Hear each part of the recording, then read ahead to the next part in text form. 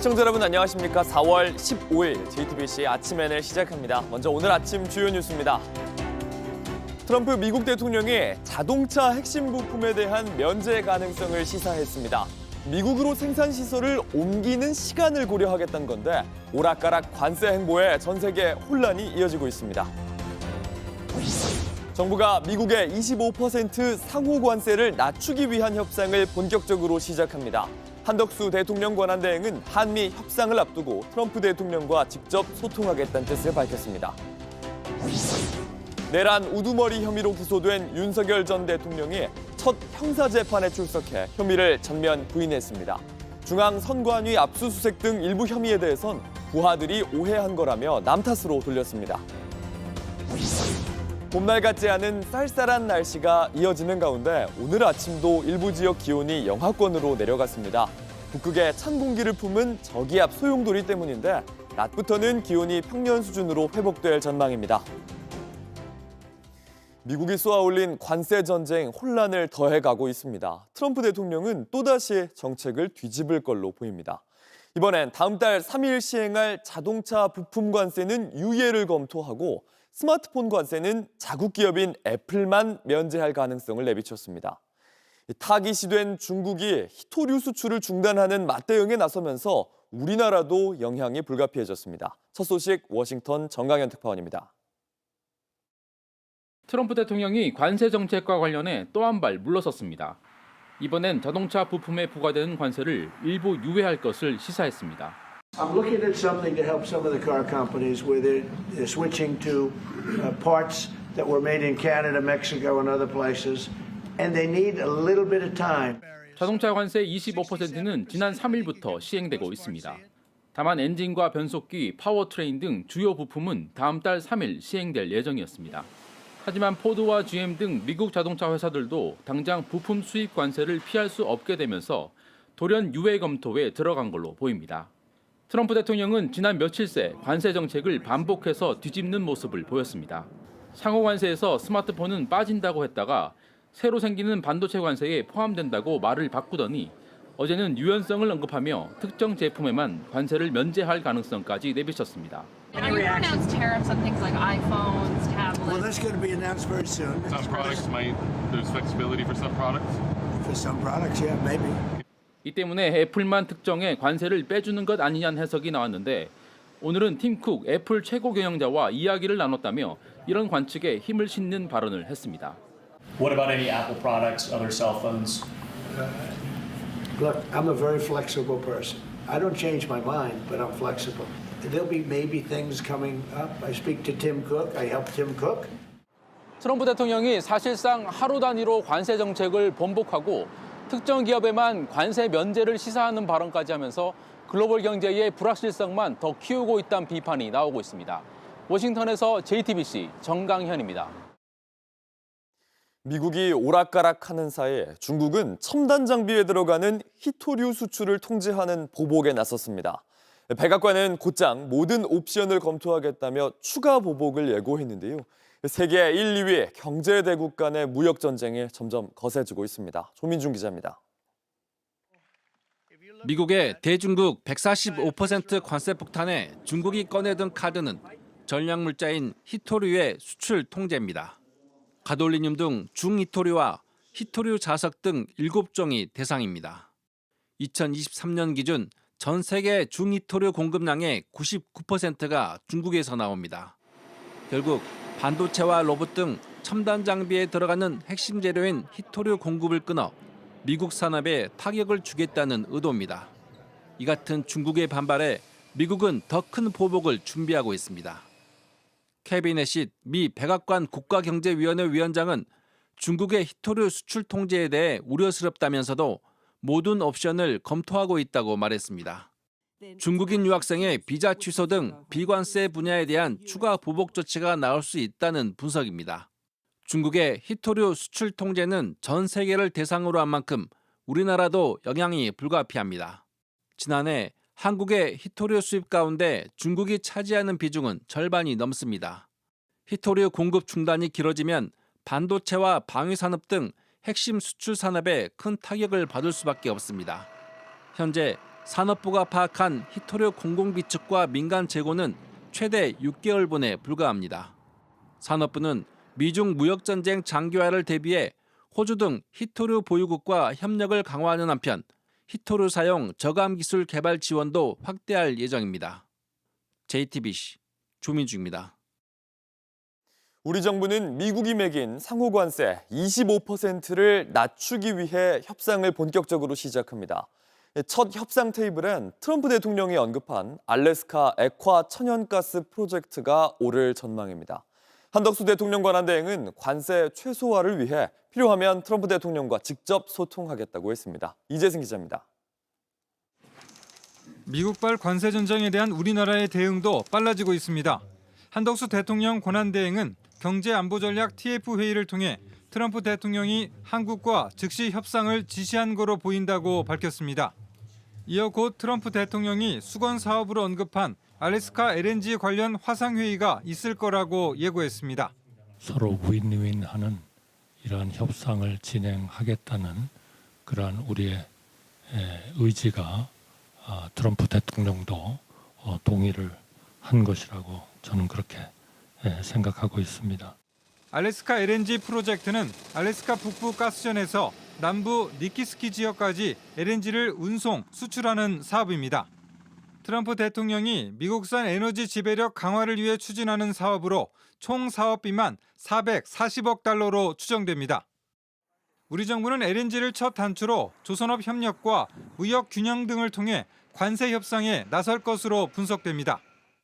한 대행은 트럼프 역시 윤인하는 협상에 동의한 것으로 생각한다면서 직접 소통도 예고했습니다. 이어 장관급 협상단의 신속한 방미와 함께 정부 차원의 협상을 조만간 본격화하겠다는 방침도 밝혔습니다. 또 필요한 경우에는 트럼프 대통령과 직접 소통을 통해서 해결점을 만들어 나가도록 노력하겠습니다. 이와 관련해 스콧 베선트 미 재무부 장관은 한국과 다음 주 무역 협상을 진행할 예정이라고 밝혔습니다. 전문가들은 에너지 분야 협력을 강화하면서 대신 수출 주력 품목인 반도체와 자동차 등의 분야에서 양보를 얻어내는 전략을 사용할 필요가 있다고 조언했습니다. JTBC 이재승입니다. 미국 최고 명문 하버드 대학이 반유대주의 학생들을 감시하라는 트럼프 행정부의 지침에 반기를 들었습니다. 대학의 독립성을 포기하지 않겠다며 반발했지만 이럴 경우에 상당한 규모의 정부 지원금을 포기해야 합니다. 로스앤젤레스 홍지은 특파원입니다. 하버드 대학이 반유대주의 성향의 유학생들을 추방하겠다고 나선 트럼프 행정부의 조치에 정면으로 맞섰습니다. 현지 시간 14일 앨런 가버 하버드대 총장은 정부의 요구가 도를 넘어섰다며 대학의 독립성을 포기하지 않겠다고 밝혔습니다. 앞서 트럼프 정부는 하버드를 포함해 미국의 각 대학에 연방 재정을 계속 지원받으려면 학내 반유대주의 활동을 감시하라고 요구했습니다. 특히 유학생 입학과 외국인 교수 임용 등을 포함한 다양성 프로그램은 아예 재검토하라고 했습니다. So what does that mean? They're allowing people in that can't add 2 and 2, and we're holding back $8 billion. Can we believe? 하버드대는 어떤 정부도 대학이 누구를 상대로 무엇을 가르칠 수 있는지 지시할 수 없다며 강하게 반발했습니다. 그러나 계속 반발할 경우 연방정부의 막대한 지원금을 포기해야 합니다. 하버드대도 수년 동안 받을 90억 달러, 약 12조 8천억 규모의 지원금이 중단될 수 있습니다. Standing here today comes at a great personal risk for all of us. We want a university with an endowment of $50 billion and the best law school in the world to offer all of us full legal representation. 하버드대 교수들도 연방 재정 지원 삭감이 학문의 자유를 침해한다며 정부를 상대로 소송을 제기한 상태입니다. 하버드 대학의 이런 결단이 트럼프 정부의 압박을 받고 있는 다른 대학들에도 어떤 영향을 미칠지 주목됩니다. 로스앤젤레스에서 JTBC 홍지은입니다. 온라인에서 화제가 된 뉴스, 화제가 될 뉴스를 골라 전해드립니다. 아침엔 소셜픽입니다. 최근 우크라이나에서 러시아군과 함께 싸우다가 붙잡힌 중국인 2명이 기자회견을 했습니다. 이들은 틱톡을 보고 군에 지원한 용병이었습니다.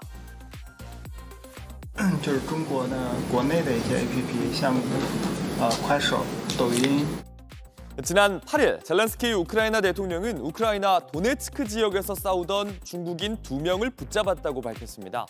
더 많은 중국인이 있다고도 알리고 중국의 대응을 요청하기도 했습니다. 중국과 러시아 정부는 근거가 없는 주장이란 입장입니다. 현지 시각 14일 우크라이나 보안국은 포로들과 함께 전 세계 언론을 대상으로 기자회견을 했는데요. 이들은 돈을 벌기 위해 전투에 참여했고 틱톡과 여러 소셜미디어에서 참전 광고를 봤다고 말했습니다. 실제로 러시아부터 돈을 받기는 했지만 전투 도중에 물을 사거나 휴대전화를 보관한다는 이유로 돈을 요구하면서 낼 수밖에 없었다고 했습니다. 하루에 식사량이 제한돼 있고 중국인에겐 육체적으로 더 힘든 노동을 시키는 등 차별도 존재했다고 증언했는데요. 참전 사실을 가족들도 모르고 있다면서 중국으로 돌아가기를 희망한다고 했습니다.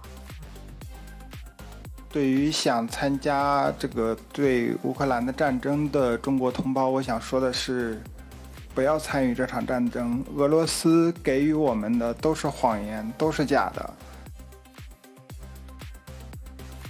아마존의 창업자 제프 베조스가 설립한 블루 오리진이 여성만을 태운 비행선을 우주로 날려보냈습니다. 하지만 억만장자들의 관광 상품이란 비판도 뒤따랐습니다. One, two, three, take up space! 팝스타 케이티 페리, 베이조스의 약혼녀인 로런 산체스 등 여성 6명만을 태운 우주선이 푸른 지구를 비춥니다. 둥둥 떠있는 머리칼, 새파란 별이 무중력 상태의 우주임을 증명하고 있는데요. 이들은 미국 텍사스에서 이륙한 뉴 셰퍼드 호를 타고 고도 100km의 카르만 라인에서 10분 동안 우주 비행을 했습니다. Like Gail said, this wasn't a ride, wasn't a destination. It was a journey and it was a supernatural one. 팝스타 케이티 페리는 What a Wonderful World라는 곡을 우주에서 불렀다고 밝히기도 했습니다. 1963년 이후 여성만이 우주를 비행한 건 처음이지만 긍정적인 반응만 있는 건 아닙니다. 우주 전문가나 특별한 임무도 없이 우주 관광객의 행사였던 겁니다. 뉴욕타임즈는 자본주의의 가장 사치스러운 전리품을 여성도 누릴 수 있게 됐을 뿐이라며 우주를 가장 화려한 인플루언서 플랫폼으로 만들었다고 꼬집는 칼럼을 실었습니다. 2년 전 새 드라마 제작을 발표했던 해리포터의 캐스팅에 베일을 벗었습니다. 주인공 3인방은 아직이지만 덤블도어 교수 같은 주요 인물들이 공개됐습니다. 지난 2023년 왕좌의 게임 등을 만들었던 HBO가 새 시리즈 제작을 발표하면서 팬들은 흥분했습니다. 전 세계 80개 언어로 번역된 5억 부 베스트셀러 해리포터 시리즈는 영화로도 제작돼 큰 사랑을 받았는데요. 주인공 해리포터가 등장하는 영화 2011년 해리포터와 죽음의 성물 2부가 마지막이었습니다. 버라이어티 등에 따르면 HBO는 덤블도어 역의 존 리스고, 맥고나걸 교수 역의 자넷 맥티어, 해그리드 역의 닉 프로스트를 확정했습니다. 온라인에선 세베루스 스네이프 역의 파파 애쉬헤드를 두고도 화제입니다. 원작에선 누르게한 피부 이렇게 묘사가 됐는데 창백하다는 의미에 가깝습니다. 팬들은 인종이 달라지면서 영화판 앨런 링먼의 스네이프와는 다른 이미지를 줄까 우려하기도 합니다. 하지만 원작자인 J.K. 롤링이 작가와 감독을 선정하는 데 깊이 관여한 총괄 프로듀서 역할을 맡으면서 새 시리즈를 기대하는 목소리도 여전히 높습니다.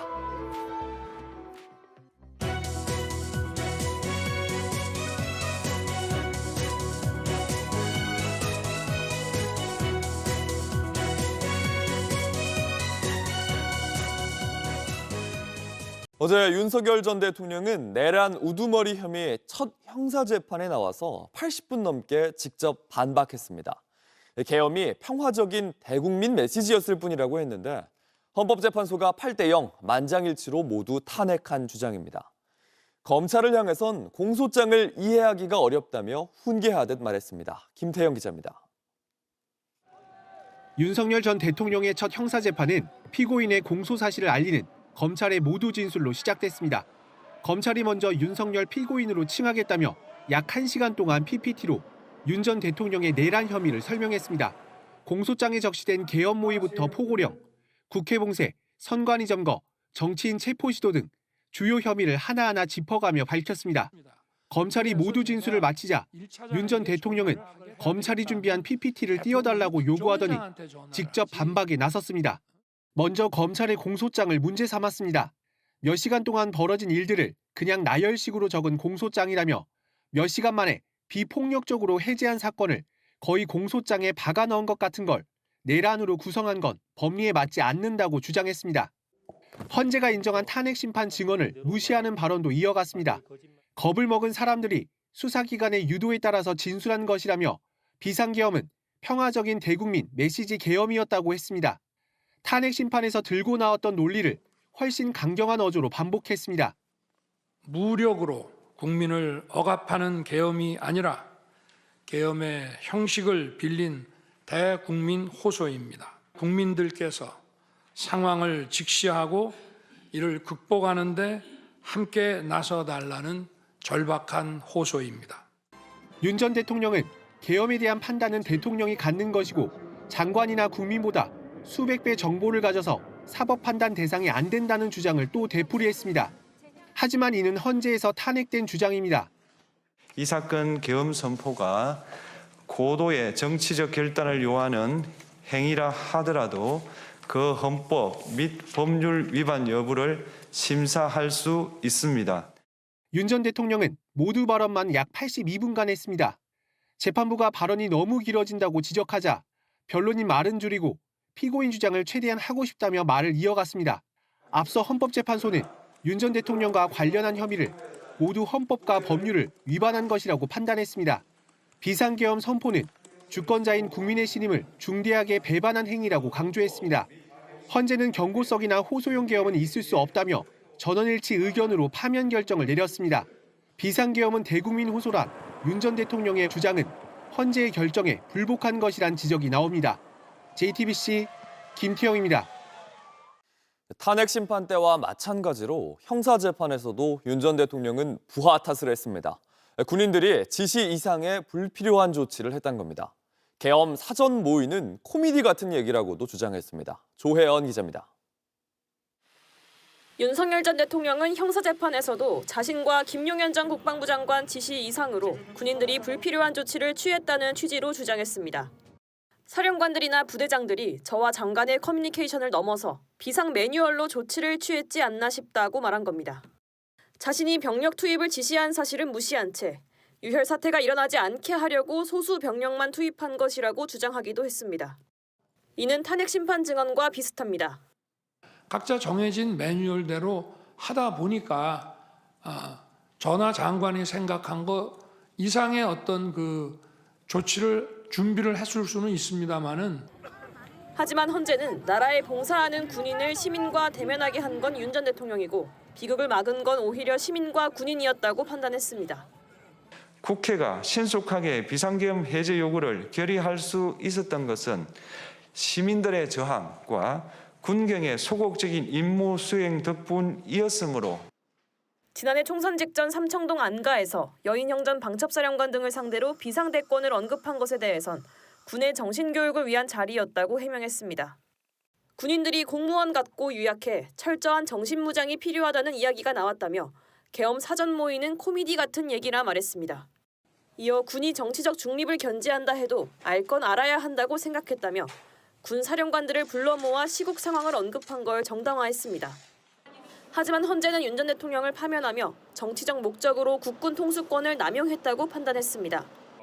홍장원 전 국정원 1차장이 폭로한 정치인 체포 시도 의혹을 두곤 새빨간 거짓말이고 이 거짓말은 헌재 심판정에서 자세히 드러났다고 날을 세웠습니다. 하지만 헌재는 전원일치로 파면을 결정하며 체포 시도 사실을 인정했습니다. JTBC 조혜연입니다. 파면은 결정됐고 조기 대선이 치러질 예정인데 정권 마무리, 이른바 알박기 인사 논란이 잇따르고 있습니다. 한덕수 대행이 임명할 수 있는 공공기관장 자리가 40개가 넘는데 이 자리에 윤 전 대통령 측근이 여럿 거론되면서 논란은 계속 이어질 걸로 보입니다. 송승환 기자입니다. 광물자원을 다루는 한국광해광업공단 사장에 신문사전 주필인 황영식 씨가 임명됐습니다. 산업통상자원부 장관이 제청하고 한덕수 대행이 지난주 제거한 겁니다. 광해광업공단 임원추천위원회는 이전 사장이 지난해 9월 임기를 끝낸 뒤로 사장 자리를 비워두다 탄핵 심판이 시작되자 인선에 속도를 냈습니다. 황 신임 사장을 두고 일각에선 윤석열 전 대통령 측근에 영향력이 있었다는 의혹과 전문성 논란이 일었습니다. 이에 황 사장은 논설위원을 오래 했고 자원과 에너지 분야에 관심을 가져왔다며 공단 비상임이사 경력도 있다고 주장했습니다. 하지만 정권 교체 때마다 이 같은 일이 벌어진다는 지적입니다. 탄핵에서 지금 대통령이 없는 상태에서 현 정권이 한다는 것은 공공성도 해칠 가능성이 높고 효율성은 당연히 못 얻을 거고. 정권 공백기인 50일간 한 대행이 임명할 수 있는 공공기관장 자리는 40여 개 더 있습니다. 이 중엔 20대 대선 직전에도 기관장이 임명돼 연속 알박기 논란을 겪을 곳들이 있습니다. 농식품부 공공기관인 한국마사회는 지난달 초 차기 회장 후보자들을 추렸는데 윤 전 대통령의 서울대 법대 선배인 김회선 전 새누리당 의원이 그중 한 명입니다. 경마사업 그리고 마사회에 대한 이해도가 좀 전혀 없다라고 저희는 보여지고 있고요. 그에 따른 매출 실적 부진, 경영평가 저조는 고스란히 직원들의 피해로 볼 수밖에 없는. 이에 김 전 의원은 아직 확정되지 않아 밝힐 입장은 없다고 말했습니다. 제주국제자유도시개발센터 JDC도 차기 이사장 후보들 중 국민의힘 당협위원장 2명이 올라와 있습니다. 대선 직전 반복되는 알박기 임명 탓에 밀실이라 비판받는 임원추천위원회와 인성검증제도를 뜯어 고쳐야 한다는 목소리가 나옵니다. JTBC 송승환입니다. 4월 중순에 몰아닥친 때 아닌 추위, 강풍에 눈까지 내린 날씨까지 깜짝 놀란 분들 많으실 겁니다. 어제 강원도엔 10cm 넘게 눈이 쌓였고 서울에도 역대 가장 늦은 봄 눈이 내렸는데요. 이런 날씨 오전까지 이어지다가 오후부터는 빠르게 포근해질 걸로 보입니다. 변덕스러운 날씨의 이유는 뭐고 앞으로는 어떨지 박상욱 기자가 전해드립니다. 대관령이 온통 흰 눈으로 뒤덮였습니다. 설악산 중청대 피소는 쏟아지는 눈과 안개에 한 치 앞도 보기 힘들 정도입니다. 한겨울이 아닌 4월 중순, 바로 어제의 모습입니다. 일요일 오후부터 시작된 눈은 강원 산지에 10cm 넘게 쌓였습니다. 어젠 서울에도 눈이 내렸는데 관측사상 가장 늦은 봄눈이었습니다. 갑작스런 추위에 강풍까지 요란한 날씨는 중국 내륙을 지나 한반도를 뒤덮은 전리저기압 탓입니다. 대기 상층에서 영하 30도를 밑도는 찬 공기를 머금은 전리저기압은 토요일까지만 해도 중국 내몽골에 위치했습니다. 이 저기압은 차차 한반도를 향했고 일요일부터 지금까지 한반도를 뒤덮고 있습니다. 지난 금요일까지 한껏 포근했던 지표면 위로 북극발 찬 공기가 자리해 대기가 불안정해지면서 강한 바람과 때늦은 눈까지 쏟아졌습니다. 이런 날씨는 오전까지 이어지다 오후부턴 언제 그랬냐는 듯 기온이 빠르게 높아질 걸로 예상됩니다. 15일 화요일에는 우리나라에 영향을 주던 상층의 찬 공기가 동해상으로 빠져나가고 오후부터는 이동성 고기압의 영향에 들면서 따뜻한 서풍이 불어들어 기온은 점차 오르겠습니다. 오늘 서울과 대구는 17도, 대전과 광주는 16도까지 기온이 오르고 내일은 서울 23도, 대전과 광주 24도, 대구 26도로 초여름 날씨를 보일 걸로 내다봤습니다. 전리저기압이 점차 동해상으로 빠져나감에 따라 전국 각지에 피해를 입혔던 강풍도 차츰 잦아질 것으로 보입니다. JTBC 박상구입니다. JTBC 아침 N을 마칩니다. 내일도 7시 반에 아침을 열겠습니다. 시청해주셔서 감사합니다.